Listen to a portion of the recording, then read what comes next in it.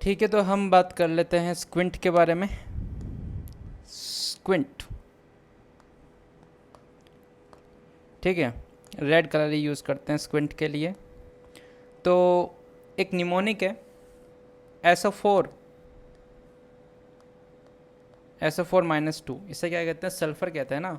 तो SO4 याद रखना और LR6 याद रखना मेरे भाई। क्यों? क्योंकि जो सुपीरियर ओब्लिक मसल होती है ना, उसकी नर्व सप्लाई क्या होती है, क्रेनियल नर्व 4 होती है। क्रेनियल नर्व 4 का और क्या नाम होता है? 3 को तो ओक्यूलोमोटर कहते हैं, 4 को क्या कहते हैं, ट्रोक्लियर कहते हैं। तो ट्रोक्लियर नर्व सप्लाई करती है सुपीरियर ओब्लिक को, तो याद रखो SO4। LR का मतलब क्या होता है, लेटरल रेक्टस होता है। LR में याद रखना है LR6। LR6 का मतलब abducens nerve, LR6, labour room number 6 ऐसा भी कह सकते हो। तो देखो अब क्या होता है कि बहुत सारी मसल्स होती है, जैसे कि सुपीरियर रेक्टस हो गई, इन्फीरियर रेक्टस हो गई, सुपीरियर ओब्लिक हो गई, इन्फीरियर ओब्लिक हो गई, और इसके अलावा मीडियल और लेटरल रेक्टस हो गई। तो मीडियल और लेटरल रेक्टस तो सिंपल है। मीडियल रेक्टस जो होगा वो क्या कराएगा, एडक्शन कराएगा। लेटरल रेक्टस जो होगा वो एबडक्शन कराएगा। So this is easy.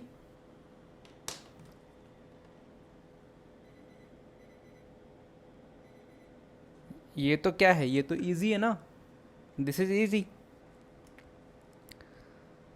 तो अब क्या करें, जो सुपीरियर रेक्टस है, इन्फीरियर रेक्टस है, सुपीरियर ओब्लिक है और इन्फीरियर ओब्लिक है, इनके बारे में पढ़ना है हमें। तो सुपीरियर, अब देखो हमें बात करनी है 3 चीज़ों की। हमें बात करनी है प्राइमरी एक्शन की, हमें बात करनी है सेकेंडरी एक्शन की, और हमें बात करनी है टर्शरी एक्शन की भी। So this is all tough actually. ठीक है, इतनी जल्दी ये याद नहीं होता है। तो कैसे याद रखेंगे हम इसको? देखो, रेक्टस जो होता है वो थोड़ा सीधा होता है, और जो ओब्लिक होता है वो टेढ़ा होता है। तो प्राइमरी एक्शन की बात करें तो सुपीरियर रेक्टस में क्या कराएगा, ये एलिवेशन कराएगा। इन्फीरियर रेक्टस जो होगा वो डिप्रेशन करा देगा। सिंपल है ना। अब जब सुपीरियर रेक्टस की बात होती है तो हमको एक बात ध्यान रखनी है, निमोनिक है एक sin, SIN, sin for secondary action. तो ये जो सुपीरियर रेक्टस है वो क्या कराता है, इंटोर्जन कराता है। सुपीरियर रेक्टस क्या कराता है, IN से क्या हो गया, इंटोर्जन हो गया। सेकेंडरी एक्शन क्या हो गया इसका, इंटोर्जन हो गया। कैसे पता चला, एक निमोनिक है सिन, ठीक है, सेकेंडरी एक्शन में। इतनी बात कर लो, तो इसका क्या हो जाएगा, ऑटोमेटिकली एक्सटोर्जन हो जाएगा। ठीक है, अब बात करते हैं सुपीरियर ओब्लिक की। सुपीरियर ओब्लिक की, ये क्या है, थोड़ा टेढ़ा है। ठीक है, तो पहली बात तो ये कि यहाँ पे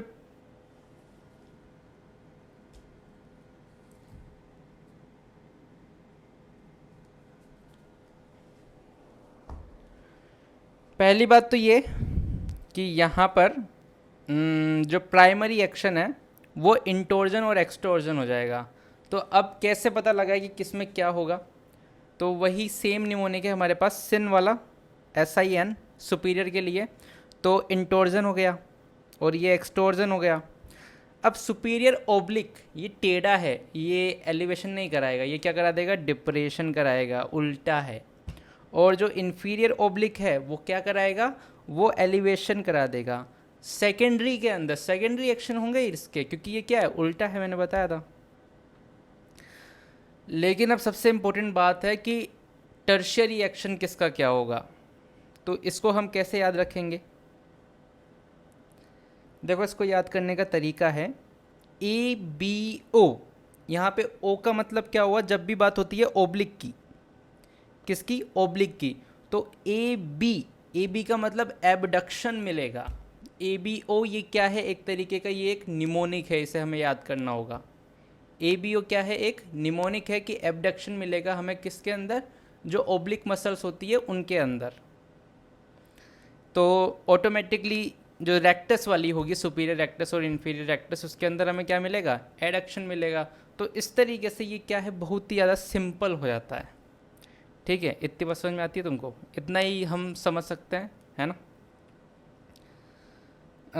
अब बात करते हैं कि एगोनिस्ट क्या होता है, एंटागोनिस्ट क्या होता है और योक मसल क्या होती है। ठीक है, तो सुनो मेरी बात, अगर हम बात करें एक आई के अंदर दो मसल्स की जो कि जिनके एक्शन अपोजिट है, तो उन्हें कहते हैं हम एंटागोनिस्ट। और एक ही आई जिसके अंदर दोनों के एक्शन सेम है उसे कहते हैं हम एगोनिस्ट। तो एंटागोनिस्ट और एगोनिस्ट की बात क्लियर हो गई है, ठीक है। अब हम किसकी बात करें, अब हम योक मसल्स की बात करते हैं। योक मसल के बारे में बात करें, योक मसल को हम क्या कहते हैं, और इसे हम कॉन्जुगेट मसल भी कहते हैं। पहली बात, योक मसल को और क्या कहते हैं, कॉन्जुगेट मसल कहते हैं। यहाँ पे बात होती है टू डिफरेंट आईज की, one muscle in each eye to move eye in same direction. Same direction में मूव कराना है हमें, और जब सेम डायरेक्शन में मूव करती है तो उसे क्या कहते हैं हम, वर्जन मूवमेंट भी कहते हैं, ठीक है। एक होता है हैरिंग्स लॉ और एक होता है Sherrington law. What the hell is this? Herring law का मतलब होता है इक्वल इनर्वेशन इन योक मसल। इक्वल इनर्वेशन इन योक मसल, ये होता है हैरिंग लॉ। शेरिंगटन लॉ क्या होता है मुझे नहीं पता, बस एक वर्ड है रिलैक्स एंटागोनिस्ट। क्या? Relax antagonist. हैरिंग लॉ के अंदर हमें क्या याद रखना है, इक्वल इनर्वेशन इन योक मसल। योक मसल के अंदर इक्वल इनर्वेशन है, इसे क्या कहते हैं, हैरिंग लॉ कहते हैं। शेरिंगटन लॉ का मतलब रिलैक्स एंटागोनिस्ट। तो बात करते हैं स्ट्रैबिस्मस की, इसे स्क्विंट भी कहते हैं हम, ठीक है।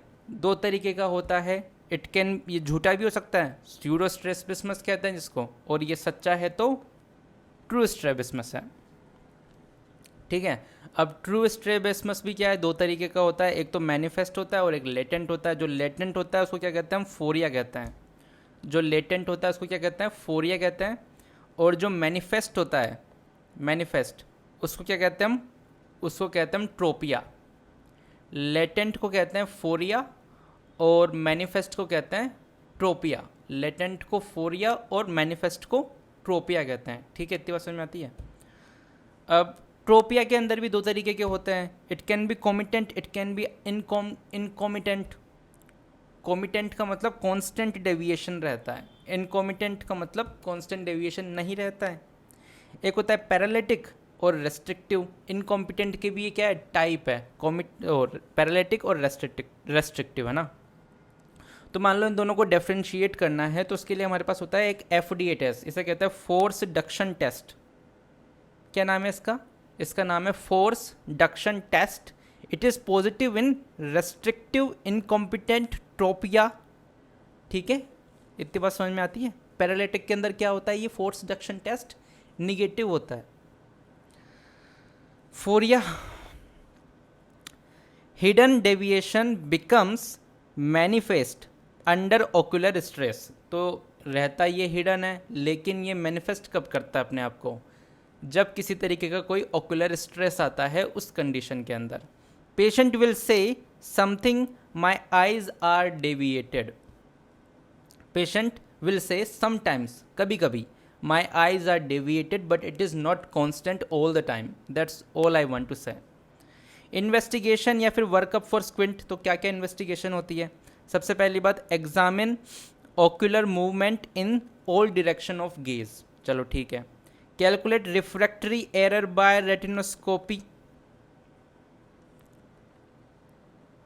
एक बात ध्यान रखना है, हमें एक निमोनिक याद रखना है, सो हाइपर। सो हाइपर का मतलब क्या हुआ कि सो का मतलब हो गया ईसोट्रोपिया। तो esotropia is associated with hyper. Hyper का मतलब हाइपरमेट्रोपिया। ये हमें ध्यान रखना है कि ईसोट्रोपिया आपको कहीं पे दिख रहा है तो आपको याद रखना है hypermetropia. A simple question could be asked in this way, in this such a way. So याद रखना है कि ईसोट्रोपिया इज एसोसिएटेड विद हाइपरमेट्रोपिया। तो हमको एक निमोनिक याद रखना है सिंपल सा, सो हाइपर, ठीक है। ये देखो, ये एक इक्विपमेंट है, इसे क्या कहते हैं हम? इसे कहते हैं राफ रूलर। क्या नाम है इसका? राफ रूलर नाम है। इसका यूज़ करते हैं हम फ्यूजनल वर्जन्स जो होती है, फ्यूजनल वर्जन्स, उसको मेज़र करने के लिए हम इसका यूज़ करते हैं, ठीक है। अब ऑक्यूलर डेविएशन होता है, वी ऑल नो इट। तो कैसे मेजर करते हैं उस ओकुलर डेविएशन को? तो उसके लिए एक होता है हमारे पास हर्शबर्ग टेस्ट, ठीक है। हर्शबर्ग टेस्ट के लिए एक बज वर्ड है कॉर्नियल रिफ्लेक्शन। अब ये कैसे क्या करते हैं आई डोंट नो, बस इतना ध्यान रखो कि हर्शबर्ग टेस्ट के अंदर एक बज वर्ड होता है कॉर्नियल रिफ्लेक्शन। बात करते हैं कवर अनकवर टेस्ट की। क्या होता है कवर अनकवर टेस्ट?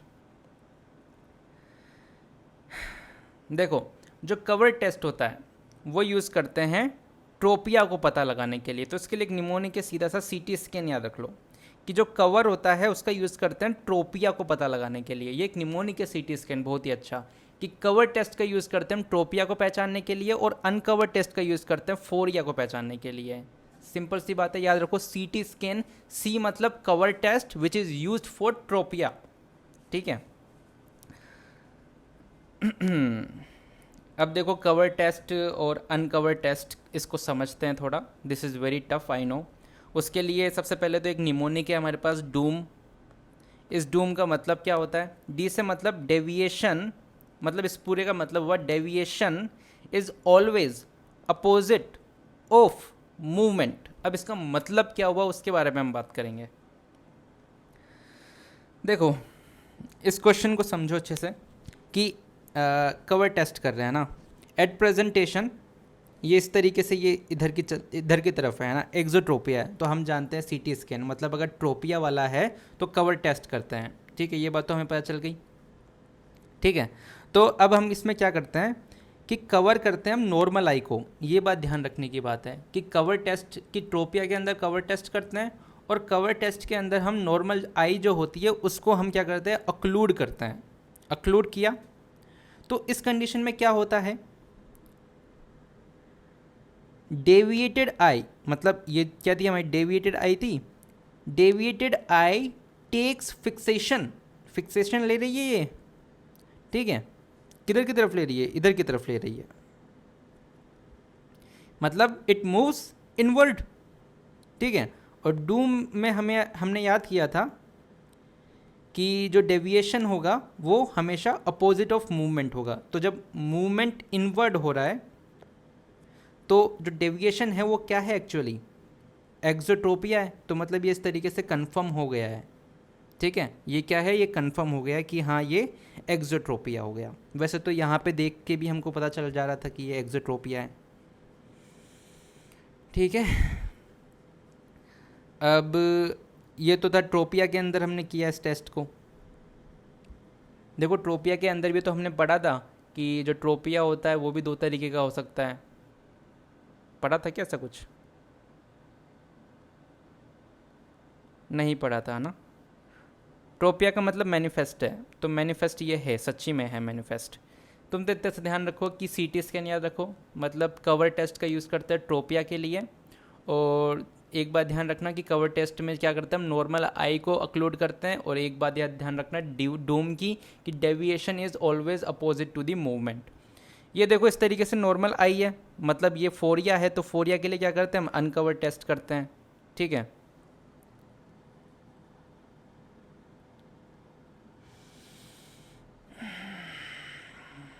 तो इसमें हम क्या करते हैं, इसमें क्या करते हैं हम कवर कर रहे हैं राइट आई को। किसको? राइट आई को कवर कर रहे हैं। And left I doesn't move, and left I doesn't move, ठीक है। फिर हमने क्या किया, अनकवर किया किसको? राइट आई को। उस कंडीशन में हम क्या देखते हैं कि जो राइट आई होती है वो मूव करती है इनसाइड, तो डेविएशन होगा हमेशा आउटसाइड। डेविएशन अगर ऐसे हो रहा है तो ये ऐसे होगा, तो बाहर की तरफ निकल जा रहा है, तो हमें पता है ये एक्सोफोरिया है। एक्सोफोरिया क्यों बोला हमने? क्योंकि यहाँ पे तो ये एकदम भला मानुष बना हुआ है, सीधे देख रहा है, तो इसलिए क्या कहा हमने से एक्सोफोरिया। तो ये एक अच्छा निमोनिक है डूम कि डेविएशन जो होगा वो हमेशा जो भी मूवमेंट होगा उसका अपोजिट होगा। जैसे ही हमने इसे अनकवर किया हम क्या देखते हैं, जैसे हमने इसे अनकवर करते हैं हम क्या देखते हैं कि जो आई होती है वो इनवर्ड मूव कर रही है। इनवर्ड मूव कर रही है मतलब जो डेविएशन है वो क्या है? एक्सोट्रोपिया, एक्सोफोरिया है, क्योंकि यहाँ पे शुरुआत में ठीक है ना, तो ये एक्सोफोरिया हो गया, ठीक है। So these are basic simple things about the cover and uncover test. Cover test use करते हैं ट्रोपिया के लिए, अनकवर टेस्ट यूज़ करते हैं फोरिया के लिए. एंड डूम याद रखना है कि deviation is always opposite to the movement. जो भी मूवमेंट होगा उसके अपोजिट ही हमें डेविएशन मिलेगा. यहाँ पे ये अंदर जा रही है एडक्शन, तो जो डेविएशन होगा वो क्या होगा, एक्सोफोरिया होगा. एक होता है प्रिज्म बार कवर टेस्ट. इसमें देखो ये एक प्रिज्म तो है नहीं, प्रिज्म की लाइन लगी हुई है, इसीलिए से क्या कहा, प्रिज्म बार कवर टेस्ट कहा. ठीक है. एक बात ध्यान रखना कि 1 डिग्री के अंदर 2 प्रिज्म डायोप्टर की पावर होती है. 1 डिग्री के अंदर कितनी होती है, 2 प्रिज्म डायोप्टर की पावर होती है. It is best test to measure degree of tropia. इसका यूज़ किसके अंदर करते हैं हम, ट्रोपिया तो पता है लेकिन कितनी डिग्री का ट्रोपिया है, उस डिग्री को पता लगाने के लिए हम इसका यूज़ करते हैं. ठीक है. Best test to measure degree of tropia. ठीक है. तो जैसे कि ये आई है, इस तरीके से अंदर की तरफ है ना. ठीक है. तो कैसे पता लगाएंगे कि हमें ये वाला यूज़ करना है या ये वाला ट्राइंगल यूज़ करना है, तो हमें याद रखना है कि red is the correct answer. ऐसा क्यों, अरे ऐसा क्यों, लेकिन मैं खुद कंफ्यूज हो गया.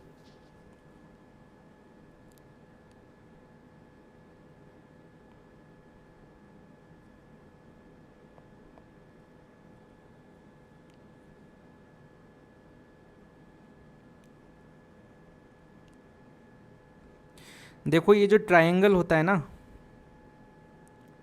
ट्रायंगल का जो अपेक्स होता है इस तरीके से, ये जो ट्रायंगल का अपेक्स होता है, तो इस अपेक्स को हम लगाते हैं आँख की तरफ. जो भी जिस भी डायरेक्शन के अंदर डेविएशन है उस डेविएशन में हम क्या लगाते हैं, इसके अपेक्स को लगाते हैं. तो यहाँ पे करेक्ट आंसर क्या है, रेड को लगाएंगे. ठीक है. कैसे लगाएंगे, ऐसे लगाएंगे. तो तुम्हें पता होना चाहिए कैसे लगाते हैं इसको, कि जो अपेक्स होगा ना वो जिस भी डायरेक्शन के अंदर हमारी आई है ना उसी के अंदर प्रिज्म होगा. ठीक है. इतनी बात ध्यान रखनी है कि जो बेस आउट प्रिज्म है, मतलब बेस जो है वो आउट होना चाहिए. बेस क्या होना चाहिए, आउटसाइड होना चाहिए. इस कंडीशन में तो यही होगा. ठीक है. तो base out prism will be used, और क्वेश्चन यही आएगा कि जो डिग्री होती है, डिग्री ऑफ ट्रोपिया, उसका कैसे पता लगाते हैं. तो उसके लिए प्रिज्म बार कवर टेस्ट करते हैं. और कैसे कवर करना होगा, हमें इस तरीके से कवर करना होगा कि जो अपेक्स होगा ना वो आंख की डायरेक्शन में होगा. या फिर इस तरीके से ध्यान रखो कि बेस आउट, मतलब ये जो बेस है, ये बेस जो है वो हमेशा आउट होना चाहिए. Base out prism will be used. ठीक है. Base out. अब बात करते हैं मैडॉक्स रोड टेस्ट की. तो मैडॉक्स रोड इस तरीके का दिखता है. पहली बात तो यही. इसका यूजेस क्या है, इसके यूजेस तमाम हैं, उनके बारे में बात करते हैं. जैसे कि फोरिया एट फार, एक यूज़ तो ये हो गया. मैक्यूलर फंक्शन टेस्ट MFT, उसके लिए कर सकते हैं. इसके अलावा साइक्लोट्रोपिया का मतलब क्या हो गया, इनसाइक्लोवर्जन और एक्साइक्लोवर्जन. तो उसके लिए भी हम यूज़ करते हैं किसका, मैडॉक्स रोड टेस्ट का. अब ये करते कैसे हैं, तो देखो इसके अंदर 2 हमारे पास इंस्ट्रूमेंट है, एक तो ये रोड है और एक ये लाइट है. ठीक है. तो एक पर हम क्या लगाते हैं, ये लगा देते हैं, क्या बोलते हैं, मैडॉक्स. ठीक है. और फिर हम लाइट शाइन करते हैं ना. अब देखो हमें 3 चीज़ें देखने को मिल सकती है कि हमारे पास 3 पेशेंट हैं. ठीक है. एक पेशेंट बोल रहा है कि उसे रोड और लाइट दोनों सुपर इम्पोज मिल रही है, तो उस मतलब उसकी आंखों में कोई डेविएशन नहीं है. ठीक है. हाँ, एक बात और ध्यान रखनी है हमें इसमें, हाँ, कि जो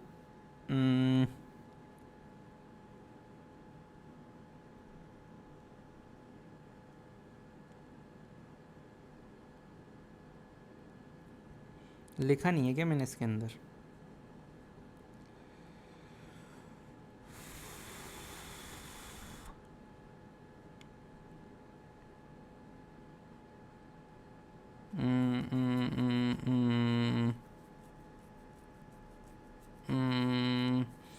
कि पेशेंट की जो लेफ़्ट आई होती है ना उस पे हम रोड रखते हैं, रोड रखते हैं. ये बात ध्यान रखो. ये देखो इसकी लेफ़्ट आई है, तो लेफ़्ट आई पे क्या है, रोड लगाया है ना हमने. तो ये एक याद रखने वाली चीज़ है, इसको हम इस तरीके से याद रखो, LR. कि ये जो रोड टेस्ट है, ये जो रोड है, इस रोड को कहाँ पे लगाते हैं हम? लेफ्ट आई में लगाते हैं, ठीक है। और अगर लेफ्ट आई में हमने रोड लगाया और उसे लेफ्ट आई में रोड ही दिखा तो उसे क्या कहते हैं हम? डिप्लोपिया कहते हैं, जो कि क्या है? अनक्रोस्ड है, अनक्रोस्ड, ठीक है। और अगर लेफ्ट आई में लगाया रोड लेकिन दिख रही है उसको लाइट, तो इसे क्या कहेंगे हम? क्रोस्ड कहेंगे। क्रॉस ऐसा बनता है, तो क्रॉस वाला क्या हो गया? एक्सो हो गया। और जो डिप्लोपिया अनक्रोस्ड है वो कौन सा हो गया? वो हो गया ईजो। क्या हो गया वो? ईसोट्रोपिया हो गया। इतनी सी बात समझ में आ गई तुमको? देखो मैडॉक्स टेस्ट सिंपल सा है, इसके अंदर सिर्फ हमें ये ध्यान रखना है LR की जो लेफ्ट आई है, देखो हमें ये देखना है कि मैडॉक्स कहाँ पे यूज़ कर रहे हो आप? लेफ्ट आई के अंदर यूज़ कर रहे हो, राइट आई के अंदर यूज़ कर रहे हो? लेफ्ट आई के अंदर यूज़ कर रहे हो, लेफ्ट आई में रोड दिख रहा है तो वो अनक्रोस्ड हो गया। और लेफ्ट आई में तुमने रोड लगाया लेकिन दिख रही है वहाँ पे लाइट, तो वो क्या हो गया? अनक्रोस्ड हो गया। सॉरी, देखो लेफ्ट आई में तुमने रोड लगाया, लेफ्ट आई में तुमको रेड रेड रोड दिख गया तो वो क्या है? अनक्रोस्ड है। और अगर लेफ्ट आई में रोड लगाया लेकिन लेफ्ट आई में तुमको लाइट दिख रही है तो वो क्या है? क्रोस्ड है। जो क्रॉस होता है वो एक्सोट्रोपिया हो गया, जो अनक्रोस्ड है वो क्या हो गया? ईसोट्रोपिया हो गया। तो सिंपल सी बात है। इसके अलावा डिप्लोपिया के लिए एक टेस्ट करते हैं, इस तरीके से इसकी फ़ोटो होती है, हो सकता है सिर्फ फ़ोटो दी जाए और पूछ ले जाए कि इस टेस्ट का नाम बताइए। तो इस टेस्ट को क्या कहते हैं हम? इसको कहते हैं हम हैस टेस्ट। क्या कहते हैं इसको? हैस टेस्ट कहते हैं। This is for diplopia. अब देखो टेस्ट फॉर सेंसरी एनोमलीज, तो सेंसरी एनोमलीज के लिए भी एक टेस्ट होता है, इसे कहते हैं हम वर्थ फोर डॉट टेस्ट कहते हैं इसको। इसके अंदर एक चश्मा होता है, ठीक है, और एक ये लाइट होती है, दो ग्रीन है, एक रेड है और एक वाइट है। एक बात ध्यान रखना कि रेड कवर राइट आई, तो राइट आई में ये क्या है? रेड कवर करता है, ठीक है। तो हमारे पास 4 कंडीशन हो सकती है, ठीक है, 4 कंडीशन हो सकती है, ठीक है। तो सुनो मेरी बात, अगर ये इस तरीके से दिख रहा है जैसा इसके अंदर है वैसा इसके अंदर दिख रहा है तो इसे कहते हैं हम binocular single vision. Binocular single vision कहते हैं, ठीक है।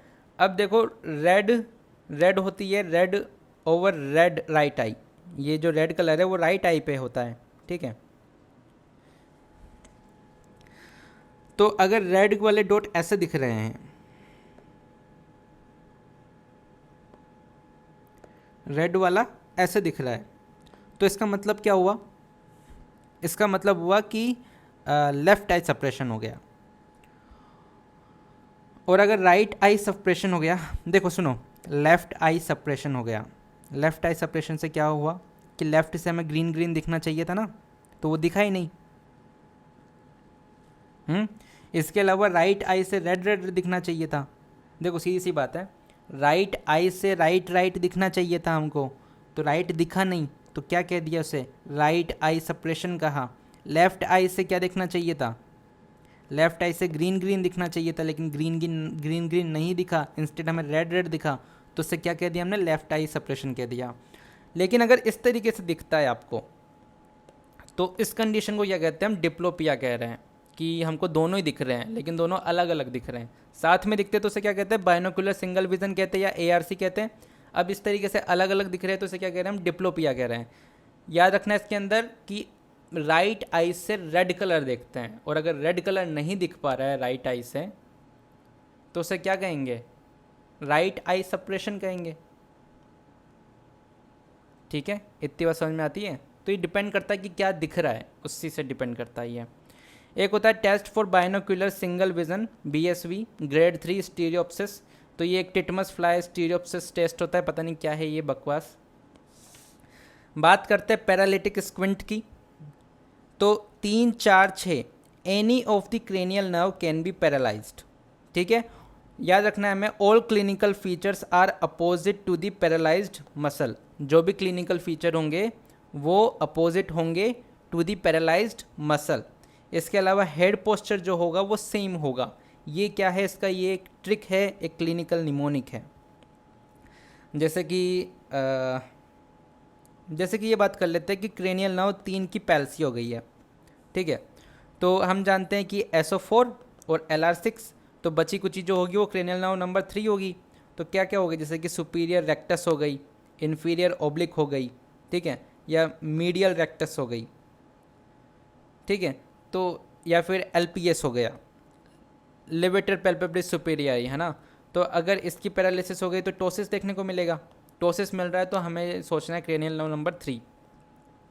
अब देखो एक बात बताओ कि सुपीरियर रेक्टस की पैरालिसिस हो गई और इन्फीरियर ओब्लिक की भी पैरालिसिस हो गई, तो पहली बात तो ये कि सुपीरियर रेक्टस की पैरालिसिस हो गई इसके बारे में सोचो, और मीडियल रेक्टस की पैरालिसिस हो गई इसके बारे में सोचो।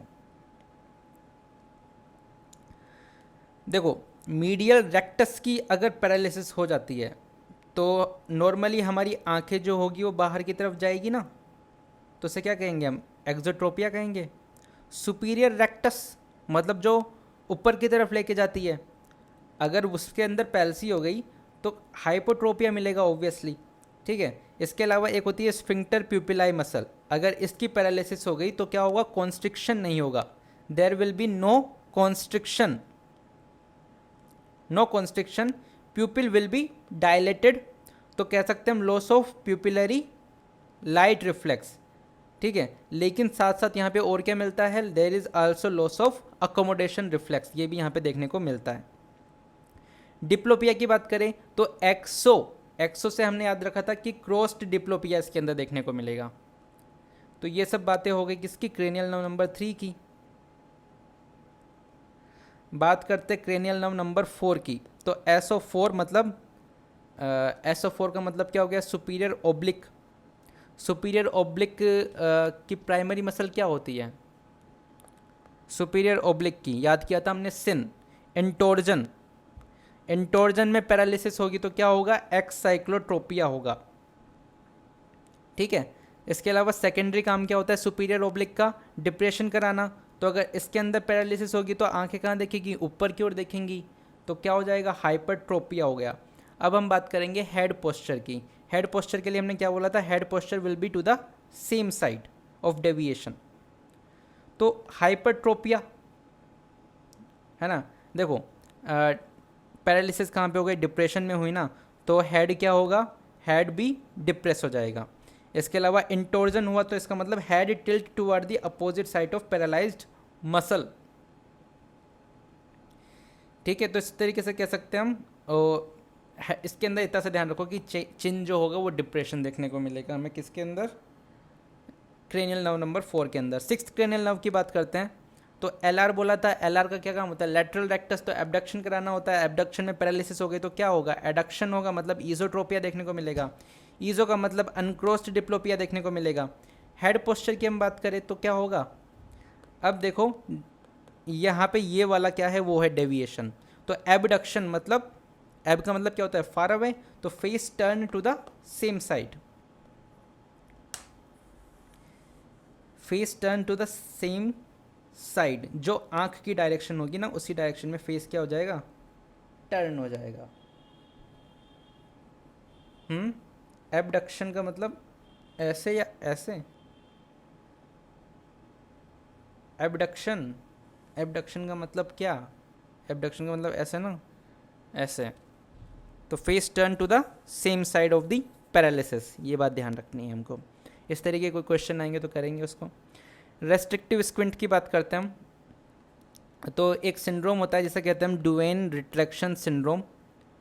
तो इसके अंदर दो चीज़ें मिलती हैं, लिमिटेशन ऑफ मूवमेंट, इसके अलावा पैल्पेब्रल फिशर क्लोजर, ये दो चीज़ें इसके अंदर देखने को मिलती हैं। इसके भी टाइप होता है, टाइप 1, टाइप 2 और टाइप 3, तीन चीज़ें इसके अंदर मिलती हैं, ठीक है। तो लिमिटेशन ऑफ मूवमेंट कहाँ देखने को मिलता है और पैल्पेब्रल फिशर क्लोजर कब देखने को मिलता है, तो टाइप 1, 2, 3 के लिए हमें निमोनिक याद रखना है, BD, DD और BD मतलब बोथ। तो B से याद रखो, टाइप 1 के अंदर एबडक्शन देखने को मिलेगा हमें लिमिटेशन ऑफ मूवमेंट पे, और पैल्पेब्रल फिशर क्लोजर पे हमें क्या देखने को मिलेगा, एडक्शन मिलेगा। टाइप 2 की बात करें तो D से याद रखो एडक्शन और D से याद रखो एडक्शन, दोनों ही कंडीशन में एडक्शन मिलेगा, ठीक है। लास्ट टॉपिक है माइस्थेनिया ग्रेविस। क्या होता है इसके अंदर, टोसिस जो होती है वो इम्प्रूव हो जाती है विद इंजेक्शन ऑफ एड्रोफोनियम। एड्रोफोनियम को हम और क्या कहते हैं, टेंसिलॉन टेस्ट भी कहते हैं इसको। इसके अंदर क्या होता है, टोसिस जो होती है वो इम्प्रूव होती है विद इंजेक्शन ऑफ एड्रोफोनियम। इसके अलावा इसे एक कोगन लिड ट्विच साइन भी इसके अंदर देखने को मिलता है। कोगन लिड ट्विच साइन, तो ये कोगन लिड ट्विच साइन कहाँ देखने को मिलता है हमें? मायस्थेनिया ग्रेविस के अंदर देखने को मिलता है। ठीक है, सो दिस इज ऑल।